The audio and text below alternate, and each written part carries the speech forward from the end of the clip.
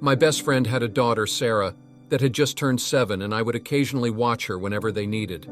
They lived in a really nice home in Washington, surrounded by trees and mountains. The nearest neighbors were a couple miles away, so I always enjoyed the peace and quiet while staying there. Anyways, my friend had asked me if I could watch Sarah for 2 days while she was going on a business trip. I agreed, and a few weeks later arrived at her house. We talked for a little bit and ate lunch together. Then she finished packing and headed out to catch her flight. I hung out with Sarah for a few hours listening to her talk about school and her friends. Then I took her out to pick up some dinner and dessert. We got back to the house around 8 and agreed to watch a movie just before bed. I sat on the couch and began scrolling through a list of movies to find one. When I hear Sarah ask me, "Who's that?" I look where she's pointing at the front door and then hear someone knocking. With the house being so isolated, I never thought anyone would come up to the door. Nervously, I walked over and cracked the door open. There was a tall man standing on the porch. He looked a little surprised when I opened the door. "Can I help you?" I asked. He leaned to the left, looking through the crack in the door, then replied, "Sorry, just making sure someone was home." Then he turned away and started walking. Obviously, I found this very strange and a little bit creepy. I closed the door and locked it, then went to the back door and locked it as well. Sarah asked me who it was, and I told her it was just a neighbor, then went back to the couch and started a movie. We both enjoyed the movie, though it was a little bit longer than I had thought. I told Sarah it was time for bed and then followed her upstairs as she got ready. Once she was in bed, I came back down and sat on the couch. It was a little bit after 10, and I wasn't too tired yet, so I figured I'd turn something on the TV and just wind down for a bit before going to bed. As the TV played, I started to hear a crunching sound coming from somewhere. I muted the show and listened more carefully. It was coming from the back of the house. I went over to the back door and turned on the back porch light. Looking around, I couldn't see anything other than an empty porch with trees in the background. I stayed there listening for a few more minutes before eventually heading back to the couch. I wondered if my mind was just messing with me, as I was a little creeped out by being in a house surrounded by a forest in the dark. I always felt safe during the day and actually really enjoyed it, but as soon as the sun goes down, I turned up the volume again and decided to lay down as to get myself more sleepy. Apparently it worked too well, and I fell asleep on the couch shortly after. A couple hours later, I woke up noticing the TV was still on. I turned it off and sat up, rubbing my eyes tiredly. But then I started to get an uneasy feeling again as I noticed how silent it was in the house. There wasn't any sound at all. Then I began to hear that same crunching sound, but this time clearly sounding like footsteps. It was coming from the right side of the house, which was right by the room that I was in. A few seconds later, they stopped, seemingly right outside one of the windows that had the curtains down. Truly frightened, I walked over to the window slowly and quietly and pulled back the curtain. Nothing was there. I looked around and didn't see anything. I figured I had been imagining it and was just really tired. So I got a glass of water and headed upstairs to get to bed. The next morning, I made us some breakfast and we sat down together to talk about what we wanted to do today. But as we were discussing plans, Sarah asks me why I was walking around outside last night. I froze for a moment and asked her what she saw. She said she had heard someone walking around the house for almost an hour just after she had gone to bed. Chills ran down my body and I told her to stay inside while I went to look around outside. I grabbed a small knife just in case and went out the front door, walking around the house. It was hard to tell if anything was from last night or had already been there, but I didn't notice some scratches on the walls near some of the windows and doors. But other than that, everything seemed normal. I couldn't tell if there were any footprints as the yard was mostly thick grass. As I made my way back to the front door, I saw that same man from yesterday walking down the street in front of the house. He was just walking past, but again, this house was pretty far from anything else, so he had to have walked a couple miles at least just to get there. I went back inside and told Sarah that we were going to go to the mall today and walk around. I really didn't want to be in the house anymore, so I wanted to spend as much time away as possible. We stayed out for a while and didn't get back to the house until 6. My friend called me soon after just to check up on us. I mentioned the strange man that I had seen and described his features to her. and she actually said that she recognized the man from a few weeks ago. Apparently, he had come up to her house and asked if he could stay the night, to which she obviously declined. We agreed that if anything else happened, I wouldn't take any chances and would call the police. As the sun started to go down, I made sure to check all the doors one last time to make sure that they were locked. It was around 9 p.m. and Sarah and I were playing a quick board game before bed when we both started to hear a soft tapping noise coming from outside. I stood up slowly and told Sarah to stay calm. But then a loud scratching came from outside the walls of the house, right by the window in the room we were in. I grabbed Sarah and ran into the garage. We got in the car and I backed out of the driveway as quick as I could, making sure the garage fully shut before driving off. I couldn't see much in the darkness as we were leaving, but Sarah said that she saw someone running into the trees behind the house. I pulled into a hotel parking lot and called the police to report the incident, then called my friend to let them know what had happened. We were met 10 minutes later by 2 officers at the hotel, and they informed us that 2 more were at the house looking around. I told them everything and gave them a description of the man, and eventually they left. We ended up staying in a room at the hotel for the night. The next morning, my friend called and said her flight was just landing and she would be back in an hour, so we headed over to the house. We waited in the driveway for her to arrive, then we all went in together to make sure it was safe. I stayed for a few hours just to talk about everything, and then I said goodbye and went home. It was definitely one of the scariest things to ever happen to me. But fortunately, the man was caught a month later after having been reported by multiple people for trying to break into their homes. What scares me the most about the guy was that he never said what his reasoning was for his actions. He had apparently broken into one of the homes, but he didn't steal anything at all. He just looked around for a little bit and then left empty-handed.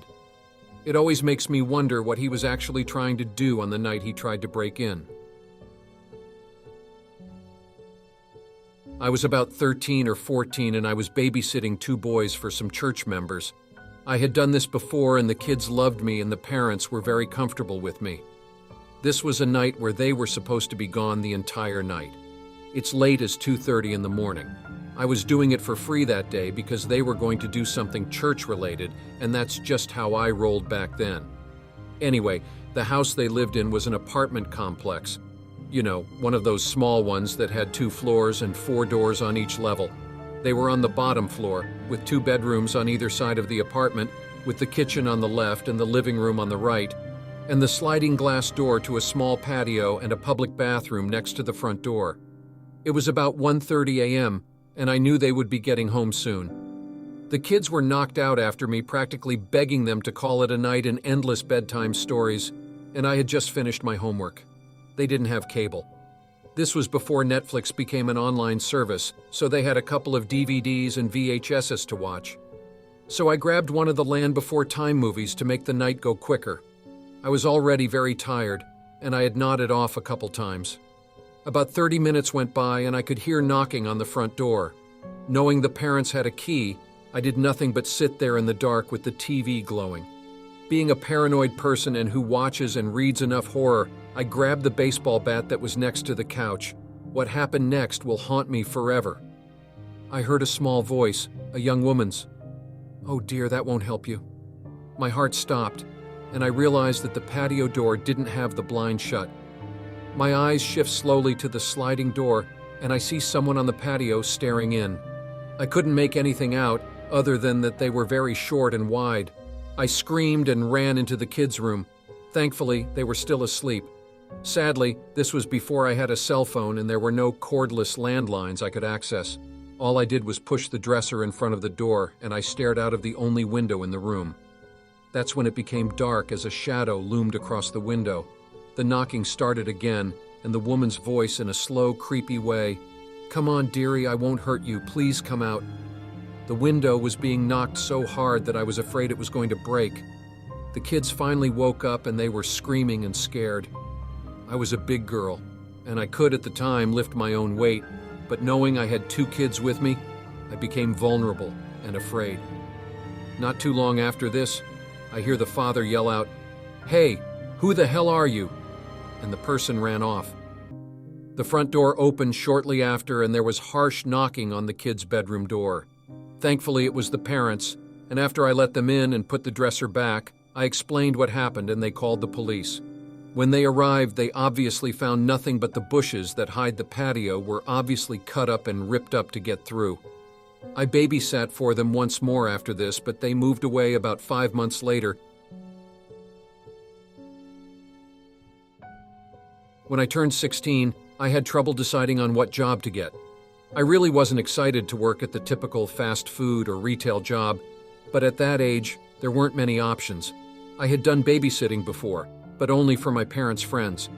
My mom suggested I should try to do it as a part-time job for other people as well, and with no other appealing options, I took her advice. There was a local babysitting company in my town that helped both babysitters find work and parents find babysitters. I had an interview and they approved me to start working there, which was a big help because I didn't know enough people personally to make enough money. I worked there for 2 months, and the only downside was that I almost always babysit for a different family.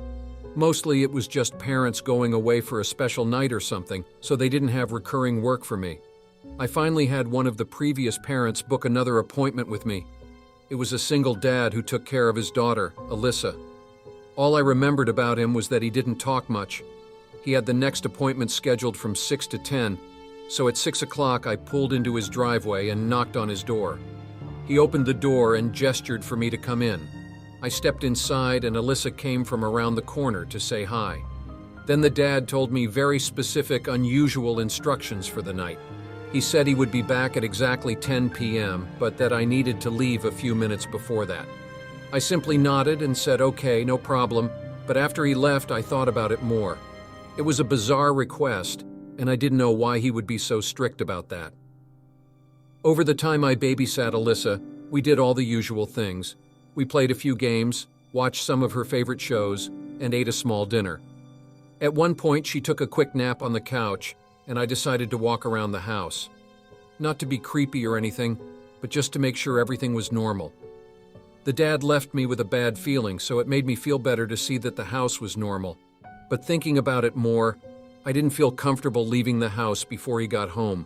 It didn't feel right, and he made it out to be a little bit creepy. So a few minutes before 10, I took Alyssa upstairs and got her ready for bed, then waited on the couch downstairs for the dad to come home. I knew he would probably give me a look or ask why I was still home, but I was sure that he would understand if I explained to myself. I kept track of the time on my phone, and at exactly 10, I watched out the window at the driveway for him to come home. A few minutes passed and he still hadn't shown up. Then another 5 minutes, and he still hadn't come home. This was only strange because he had been so clear about being home at exactly 10, and even wanted me to leave early. I was glad I stayed at this point, because leaving Alyssa alone for more than a few minutes, like he said, would not have been safe. I tried to call him. The phone rang for a while, then he answered. Hey, I just wanted to check in and make sure everything was okay. I'm still here waiting for you to come home, I said. There was a long pause. I told you to leave before 10, please go home now. He said I didn't know how to respond, but then he added on, I'm waiting for you to leave. I let out a shaky, okay, then hung up. Things were getting really creepy now, and I was not comfortable being in the house, but I wasn't comfortable with leaving Alyssa alone in the house. I decided to call the police. I had no contact with the dad during the 10 minutes I waited for the police to come. But almost as soon as they arrived, the dad pulled into the driveway as well. I explained myself and everything strange that was going on, but the dad denied ever telling me to leave before he got home, or that he was waiting for me to leave. He claimed he was just running late, and that over our phone call he told me that he'd be home in a few minutes, nothing else. He allowed them to look around, but nothing came up. They had me go home. They told me that even if I did have proof of what he'd said, they really couldn't charge him with anything unless it was linked to something else. It aches my heart knowing that Alyssa is still alone with her dad, who is definitely up to something. Otherwise, why would he try so hard to hide it and lie about everything he told me?